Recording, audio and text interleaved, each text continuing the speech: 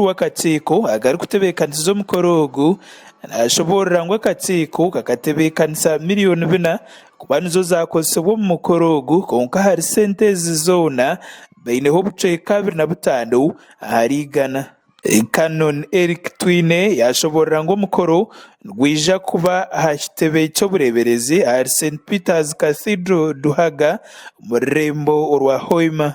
Ogu yayihanangiriza bukiri kukwataho boona abari omu bureberezi hamwe n'aheeru y'obureberezi okushagika obureberezi obu ab'omukoro ogu. Nabwekyo kuri kusaba nk'akakurato kano akakuteekaniza omukoro gwo kumwikaliza okugamba ekyokubanza twikiranize kandi tugumye ngu Ruhanga akatukomera omurorerezi obu yarozere kwo asemerire okugaruka omu ofiisi eya Bishop Kahuma, kandi Ruhanga ayeta nateekaho nagaruka nakozesa ngoza kugumiza abantu inywenda ngu hariho Ruhanga ekyayitiire Canon Jacob, kandi kyamwetiire agenda kukihikiriza omumaani n'omu busobozi oburahuniriza abantu.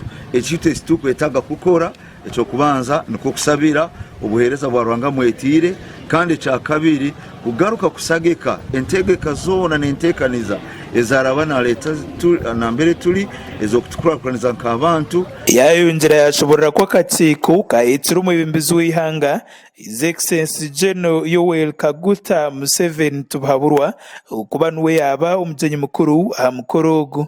Muringo nigwo gumwe Reverend Canon Tumwine yayihanangiriza bakuru b'abakristaayo mu bureberezi bwona kurebeka ngu bataho buryo obw'okukwatanisa na Bishop omusya okwarabe yashitamire omu kitebe. Kugonza kugamba nti embalira yaitu erindayiraho muno abokuba ekurolera mu miliyoni 14 mu miliyoni 14 nikyo nkongera kwekambisiza enganjani zaitu abakristaayo bo mu burorerezi buno bahereza bo mu burorerezi buno enganjani zo burorerezi buno abenyikiriza ene ya Anglican nenyikiriza ezindi zitali za Anglican habokuba hati ekituroho kiri eki kya Ruhanga atuhaire nk'Abangilikani baitu bwakuba naky'Abangilikani of course akuba naky'abantu bo mu Bunyoro.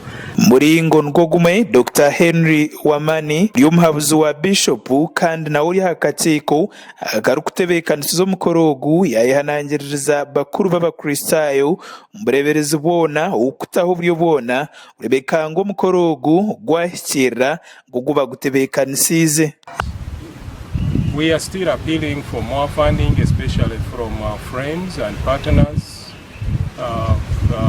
especially the organizations which are working in the Bunyoro sub-region and also nationally to come to our aid. Ebyo bikiri aho Reverend Canon Jacob ateirweho watoreine kuba niwe yaba Bishop w'obureberezi bwa Bunyoro Kitara yashoborera bimaha bintu ebyari kuza kutandikiraho yaheza kuzo mu ntebe. Kiki kitukwenda akora Ruhanga natukozesa nitukwataniza n'ekanisa n'abantu ba Ruhanga inywena itwe Ruhanga twesere kwa bebembezi baitu mwebembezi weno murungi abana abantu abakwebembera takora wenka obwe kuli kwebembera kana kwataniza n'abantu abandi okura muhikiriza okule ku kumwinaku babuburorezi na bwa organization, kandi at the end of the day we Ruhanga nakora aboitu bakuraga gasha kwa God asaba aba Sky TV agenshonga muri Hoima.